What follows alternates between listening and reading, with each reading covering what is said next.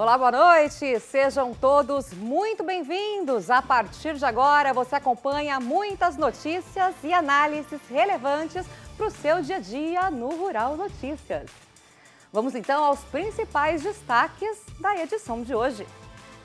Lula sanciona a Lei de Diretrizes Orçamentárias para 2024 com déficit zero, mas veta calendário de emendas. Boletim Focus, Banco Central mantém maioria das estimativas para a economia em 2024. Já a projeção da inflação é reduzida. Seca prejudica a soja em Mato Grosso e produtores temem não conseguir cumprir contratos antecipados. Na previsão do tempo, a expectativa é de chuva na maior parte do país, com destaque para grandes volumes no norte de Minas Gerais. E mais, na nossa série especial de retrospectiva e perspectiva, você vai ver um balanço de 2023 para o setor de aves no Paraná. Vamos trazer também o cenário de grãos no Rio Grande do Sul. Por lá, a safra foi bastante impactada pelo clima. Hoje é terça-feira, dia 2 de janeiro de 2024 e o Rural Notícias já está no ar. –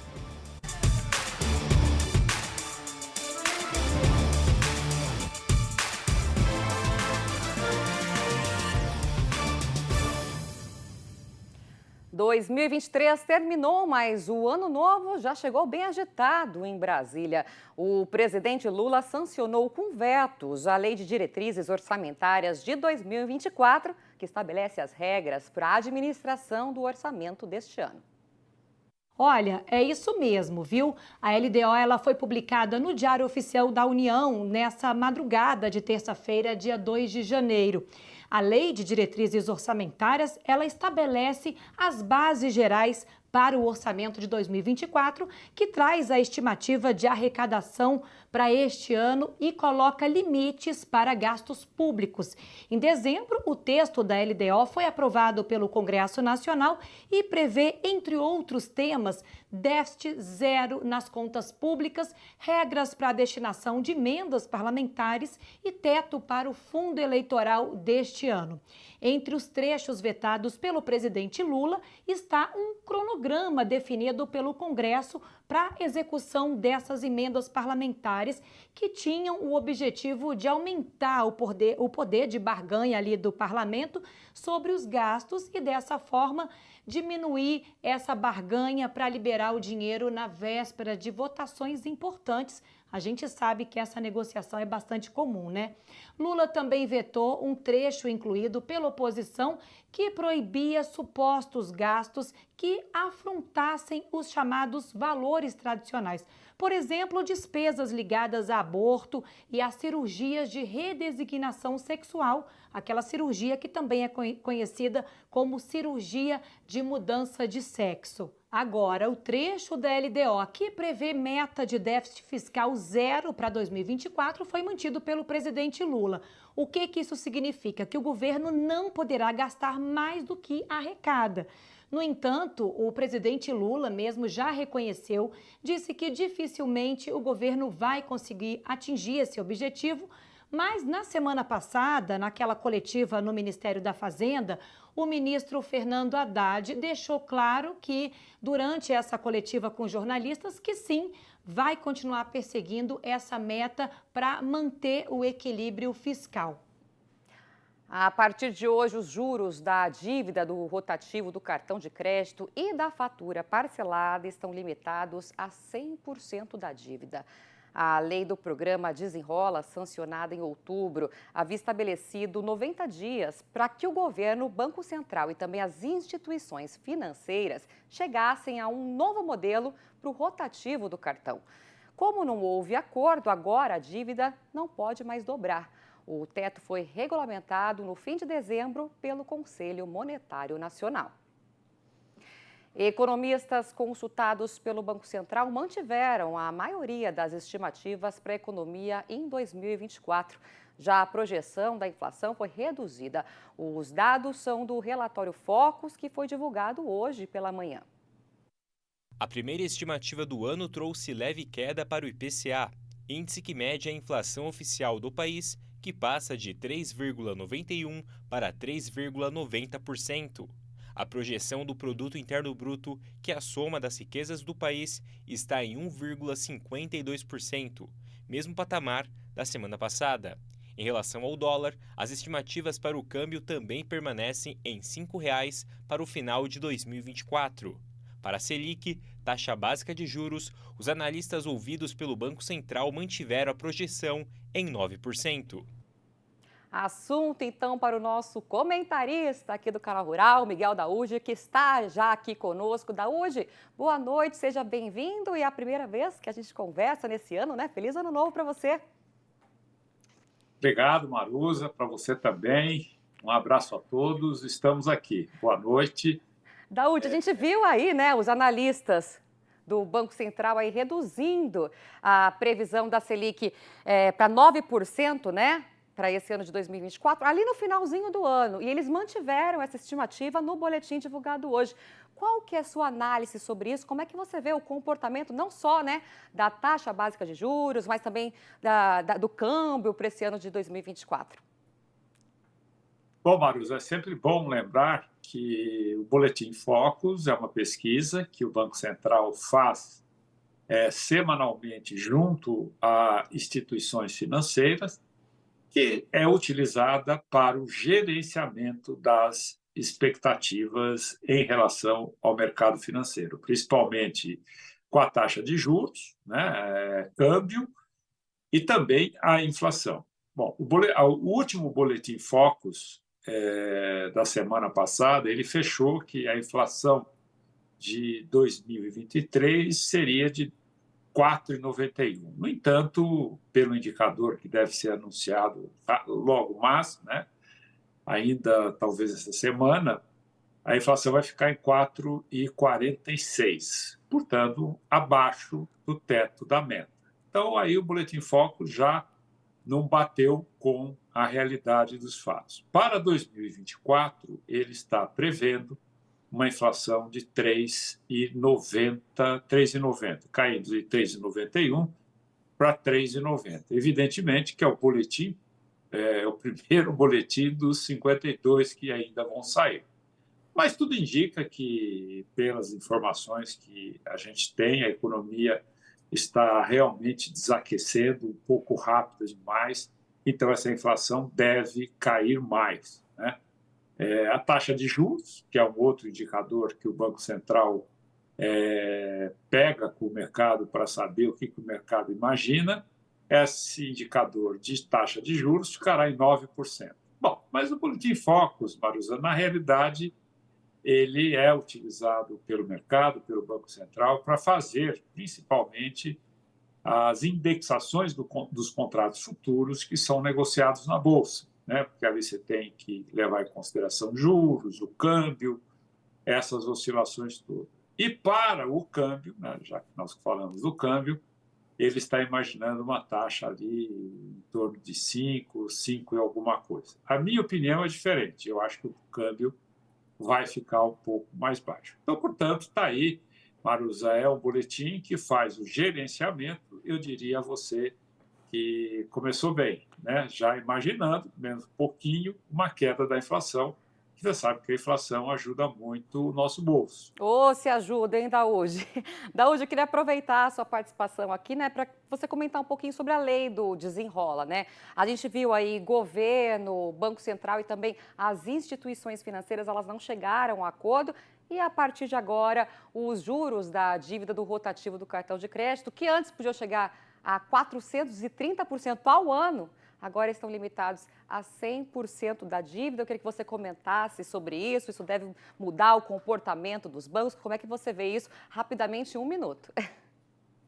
Tá bom. Bom, essa limitação de juros de 100% do cartão de crédito, né, quando hoje, como você colocou, é 430, ela vai exigir dos bancos alguma providência que os bancos e a FEBRABAN, né, que é a federação desses bancos, não tomaram nenhuma decisão. Na minha opinião, esse assunto vai ficar meio de lado, né? Os bancos vão tentar colocar alguma restrição que não esteja na lei do desenrola para inibir né, esse endividamento, e a gente sabe que o cartão de crédito, a forma como ele poderá ser substituído pelo Pix, né? Porque o Pix você logo mais aí, talvez esse ano, você vai fazer programações automáticas. Você vai lá, programa que você vai pagar em 4, 5 vezes. Se o vendedor aceita, você programa e você fará pelo Pix. Então, o sistema financeiro está evoluindo e, evidentemente, que uma taxa de juros de 430%, nem a agiota cobra essa taxa. Mas banco no Brasil é sempre bem visto pelo governo e, portanto, eles fazem o que quer com o dinheiro que você recebe pouquinho e ele te empresta por uma taxa enorme. Mas dá para ser substituído pelo Pix, né? Daúde, muito obrigada, viu, pelas informações. Bom restinho de semana para você e até a próxima. Até a próxima, obrigado a você e um abraço a todos. Boa noite.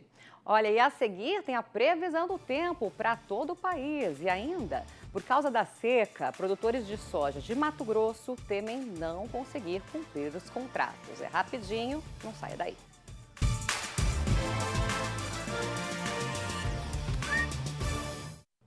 A seca deixou o ciclo da soja mais precoce em Mato Grosso, levando a um desempenho bem abaixo do esperado. Agora, os agricultores temem não cumprir os contratos antecipados. Área corrigida e bem adubada, investimento alto nas semeaduras de precisão e expectativa de alcançar um teto produtivo de 70 e 90 sacas por hectare em média. Essa era a meta do Douglas para os 900 hectares de soja cultivados nesta safra em Nova Mutum, médio norte de Mato Grosso. O agricultor só não contava com os impactos severos causados pelo fenômeno El Niño. É um talhão que é muito judiado, é uma soja que era para estar na cintura da gente, não dá nem no joelho, é muita pouca água. O fraco desempenho da lavoura trouxe outra preocupação ao agricultor, o risco de faltar produto para honrar os compromissos. A gente fez várias contagens, a amostra não vê soja para mais de 12 sacas aí. A amostra é de 8 sacas por hectare. Não paga a conta.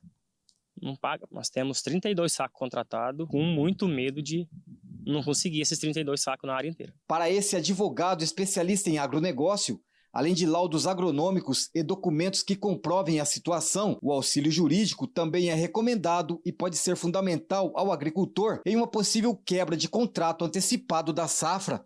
Procure um profissional, um escritório de advocacia especializado para que ele leia o seu contrato. Lá já vai ter qual é o regramento para esse tipo de situação. Se você consegue fazer um acordo antecipado, você consegue tirar multa, juros e dividir, eventualmente até rescindir o contrato, dependendo do seu relacionamento com esta empresa. Também tem que ver se você tem seguro agrícola. É importante também entender o seu contrato de seguro, caso tenha essa pólice. É muito importante sentar com quem você tem a obrigação de cumprir o contrato e eventualmente chegar a um termo que não tenha juros, multas abusivas e não chegue ao ponto de washout, que é a não entrega do bem, onde você tem que fazer a recompra pela diferença do que você eventualmente não consiga integrar.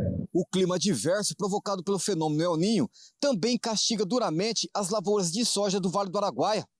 Aqui em Água Boa, por exemplo, tem agricultor correndo contra o tempo para terminar o plantio da safra da oleaginosa, com perdas significativas no campo. Já replantei 100, estou replantando mais 200 e tem mais 300 para terminar de plantar. O plantio para fazer em 15, 18 dias, já estou aí quase 2 meses plantando. Aqui já está estimando quebra de quanto aqui? Vai dar uns 30 a 35%. Se não for mais. Tem noites aí que nem a gente dorme direito aí, pensando nos compromissos que não vai conseguir honrar. Sempre honrou, mas esse ano tá difícil. Com perdas expressivas contabilizadas em vários talhões da lavoura de soja, o Felipe também corre contra o tempo para tentar finalizar o cultivo dos 4.365 hectares programados para esta safra, que deve ter alterações por causa do déficit hídrico que castiga duramente a fazenda. Nós perdemos soja na janela de 15 de outubro, aproximadamente 400 hectares, replantamos essa área, está estabelecida hoje, E agora os últimos plantios, novamente veio a ter perca. 265 hectares nós já vamos deixar para a cultura de safrinha, vamos tentar otimizar aí o cenário de grãos para a parte da pecuária, fazendo um sorgo. A gente acredita numa perca maior de 40% da nossa safra. As percas no município de soja vai ser em torno aí de 30% a 40%, com certeza. Nós teremos muitos produtores com problemas financeiros, né? Muitos mesmo, porque nossa região tem muitos arrendatários e isso aí faz com que a queda na arrecadação do município também venha a cair muito, não só daqui de Água Boa, mas também até Nova Nazaré, conversando com o secretário de lá, e os produtores de lá de Nova Nazaré pediram também para que a gente, como o sindicato aqui faz a extensão a lá, pediram também o decreto de estado de emergência para a nossa região. A quarta-feira deve ser chuvosa em quase todo o Brasil, com destaque para altos volumes em algumas regiões, como o norte de Minas Gerais.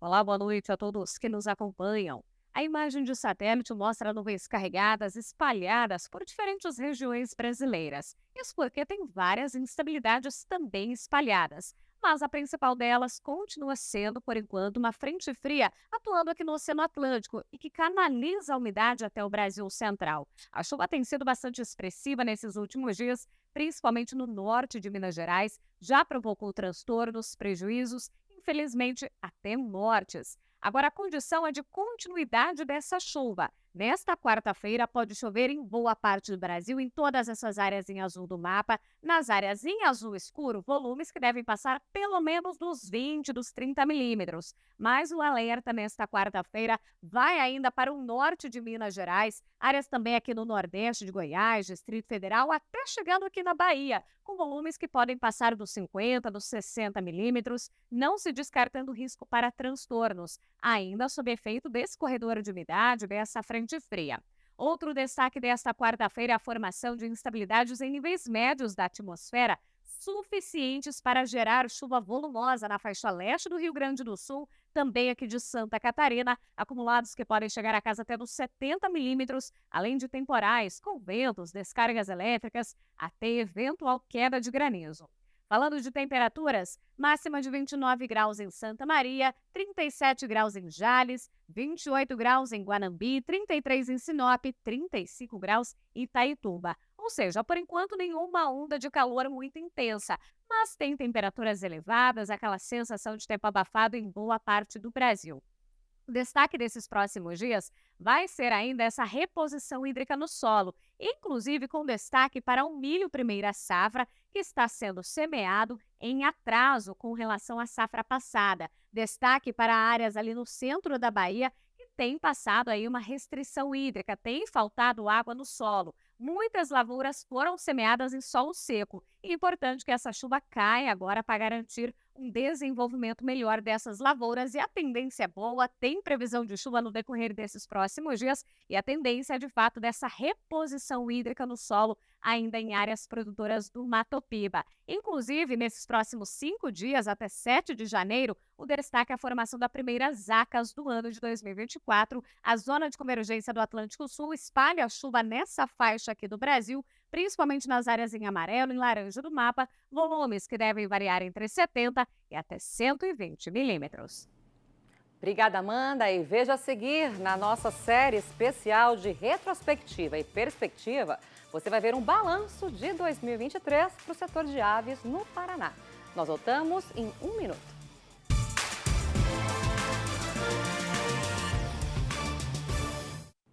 Em 2023, vários casos de gripe aviária foram detectados no Brasil, ameaçando as granjas comerciais, mas felizmente sem atingir nenhuma delas. No Paraná, o setor avalia que, mesmo com os desafios sanitários, foi um ano positivo.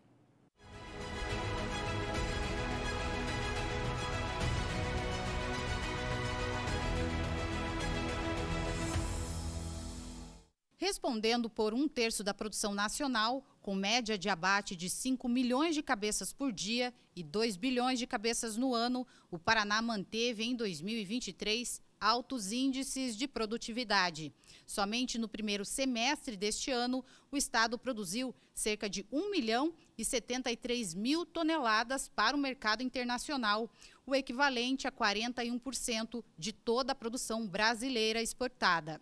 No valor bruto da produção agropecuária, a participação da avicultura de corte corresponde a 18% do agronegócio no estado, chegando a 34,6 bilhões de reais em 2022.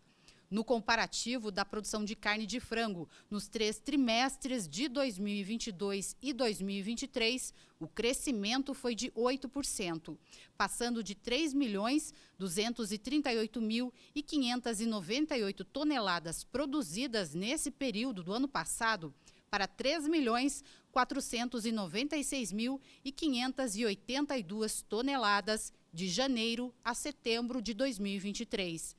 Para o sistema FAEP-Senar do Paraná, foi um ano positivo. Os mercados estão se abrindo. China habilitou mais 3 plantas paranaenses para exportar frangos.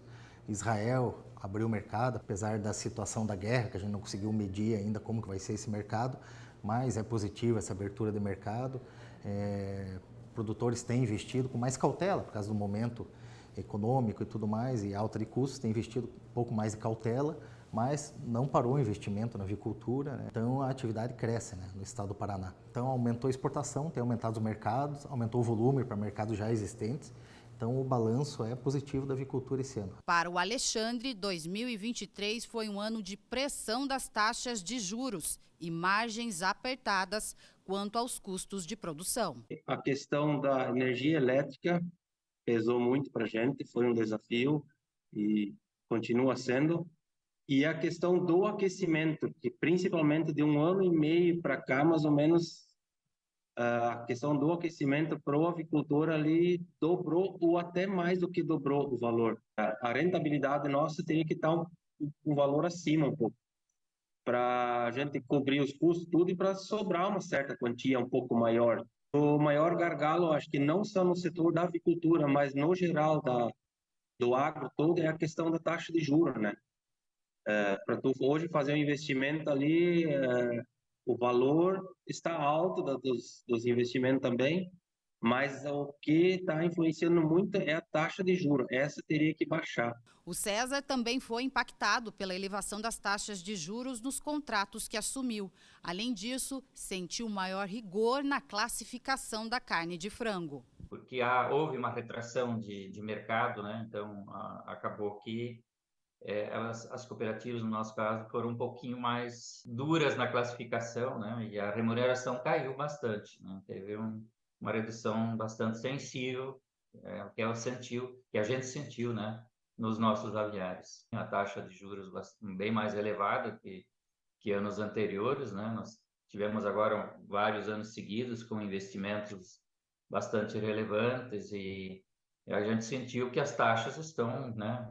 Sentiu não, está lá o contrato assinado, o contrato foi assinado com taxas bem mais elevadas do que os anos anteriores, né?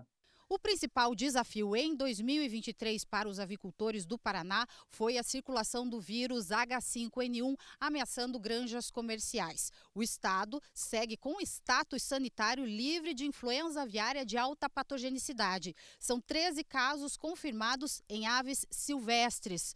Com a redução do fluxo migratório pelo litoral paranaense, o número de ocorrências está estabilizado, mas o monitoramento segue permanente. Infelizmente, todos foram em aves da natureza, em pássaros migratórios e que acabou não comprometendo em nada a nossa grande produção industrial. Por quê? Porque a gente vem desde 2011 exigindo dos criadores medidas de biosseguridade.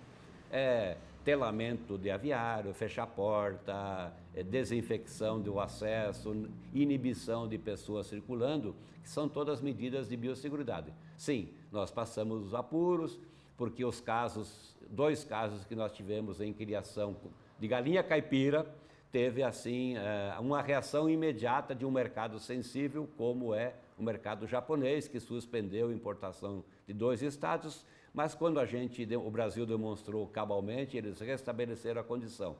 Na avaliação do Carlos Eduardo, foi um ano turbulento no cenário político-econômico. Mesmo assim, o produtor segue com a expansão na propriedade. O quadro sanitário sem precedentes intensificou a rotina de processos de prevenção dos aviários. A ponto da gente pedir quarentena até para os prestadores de serviço, né, a ponto da gente pedir para que vizinhos diminuíssem ou, né, praticamente extinguissem a criação de aves, galinha de fundo de quintal, né, nas propriedades vizinhas, para que a gente pudesse ter uma melhor garantia de sanidade. A gente está saindo em 2023 muito mais maduro, a gente está saindo em 2023 com uma experiência nova, né, pelas alternativas que a gente teve que arrumar de manejo, de condução do nosso negócio. Mesmo na dificuldade, a gente continua investindo, continua acreditando, né? A gente teve que fazer umas alterações, umas adequações. As perspectivas do setor para 2024 incluem patamares de remuneração mais elevados, reequilíbrio de taxas de juros e renovação dos compromissos com a biosseguridade. O desafio sanitário continua, né? Os produtores têm se preocupado mais com a biosseguridade dentro das granjas, têm feito bem a tarefa deles, que é trabalhar bem essa questão de isolamento de granjas, né? Não permitir que pessoas de fora entrem, tudo isso que é biosseguridade são pequenas ações, mas que evitaram um cenário pior, né? E veja a seguir, estiagem e excesso de chuvas marcam o ano de 2023 no Rio Grande do Sul. A gente já volta.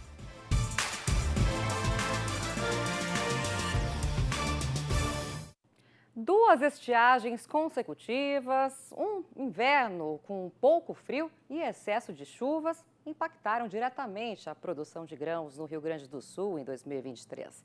Acompanhe agora mais uma reportagem da nossa série especial de retrospectiva e perspectiva.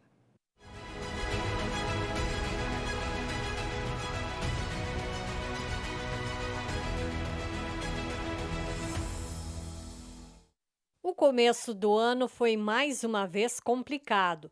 A estiagem se repetiu no estado. Lavouras de soja e milho sofreram bastante e a baixa chegou a quase 40%. Com isso, o Rio Grande do Sul perdeu o posto de segundo maior produtor da oleaginosa. Plantemos em toda a fronteira oeste aqui, começando pela nossa sede principal, Santiago. Eu e meu irmão Pércio Seolim plantemos em Bossoroca, Manuel Viana, Uruguaiana e a Alegrete. Então pegamos uma região totalmente afetada e com uma perda de 80% no mínimo. Os produtores gaúchos apostaram novamente na safra de inverno, principalmente com o trigo, mas o clima não colaborou e o resultado foi esse: muitas lavouras abandonadas, que nem sequer foram colhidas pela baixa qualidade do grão. Neste ciclo, os produtores aumentaram a área em 1% e havia expectativa de repetir os bons resultados. As perdas chegaram a 50% em algumas regiões. Agora, se a gente fizer um balanço do ano de 2023 em termos de agrícolas, agropecuários, nós temos um dos piores anos da história, sem dúvida nenhuma. E agora nós temos ainda uma frustração, de certa forma, uma frustração na safra de trigo. Então, infelizmente, são fatos, né? A gente é otimista, a gente vai plantar a mesma área, o produtor, a principal característica do produtor cooperativo e o produtor gaúcho é a resiliência, ou seja, olhar para trás no sentido de aprendizagem, mas olhar para frente no sentido de tarefa, de desafios, né? O arroz teve bom desempenho com a seca e a colheita alcançou 7,2 milhões de toneladas. A cultura registrou no ciclo a segunda maior produtividade de sua história, de 8,79 toneladas por hectare. Mas a nova safra sofre com alagamentos nas áreas e grande parte do arroz foi plantado fora da janela ideal. E a gente espera aí que a gente tenha uma normalidade maior este ano com relação à irrigação. E, por outro lado, embora nós tenhamos aí uma tranquilidade com relação à irrigação, nos preocupa essa chuva aí um pouco maior, porque, como a gente comentou, a incidência solar deve ser menor e anos de El Niño normalmente a produtividade é de 5 a 10% menor. Com produtores descapitalizados, a aposta toda agora está no verão. Mas a projeção inicial de 40 milhões de toneladas não deve se confirmar. Parcelado foi a dívida, mas com juros elevados, isso atrapalha a tomada de novos créditos. Então, o produtor ele está com um nível de endividamento bastante elevado, bastante perigoso. Isso nos preocupa muito. A gente vai ter que remobilizar, olhar para a metodologia, olhar para o mercado. Cada ano é um ano, nós temos que ter a sabedoria de tomar a decisão de maneira pragmática, né? Produtores de milho e soja fazem a parte deles em busca de safras melhores. Mas se você for abrir uma espiga, não é boa, bastante tombamento por doenças, por causa da chuva, pouco sol, né? Dias nublados. E a expectativa de vocês é ter uma quebra de quanto nesse milho? Olha, eu acredito no mínimo 50% de quebra, comparado mesmo ao ano passado, com o ano de seca, mas mesmo assim eu acho que 50% certo. Estamos investindo bastante, estamos com bastante esperança. Em média, quantas sacas tu espera esse ano?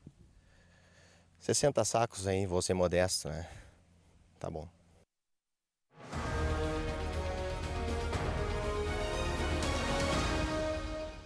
O preço médio do litro do diesel segue tendência de redução no país. É isso que aponta a última análise do Índice de Preços da Ticket-Log. No fechamento de dezembro, o tipo comum foi comercializado a R$ 6,02, 3% mais barato que no mês anterior. E o diesel S10 foi encontrado a R$ 6,18 no final do ano, também 3% abaixo do registrado em novembro. O Butão, país que fica no sul do continente asiático, deve abrir mercado para as exportações brasileiras de carne de aves. Com essa notícia, de acordo com dados do Ministério da Agricultura, 2023 se encerrou com a abertura de 78 novos mercados em 39 países. O Paraná encerrou 2023 em primeiro lugar na produção de orgânicos do Brasil, com mais de 3.900 produtores rurais com certificação orgânica, segundo o MAPA. Somente no período de janeiro a setembro foram certificados 727 novos produtores paranaenses, número que corresponde a 47,7% dos produtores certificados no estado. E o Rural Notícias desta terça-feira, segundo dia do ano, fica por aqui. Muito obrigada pela companhia e a gente se vê. Tchau, tchau.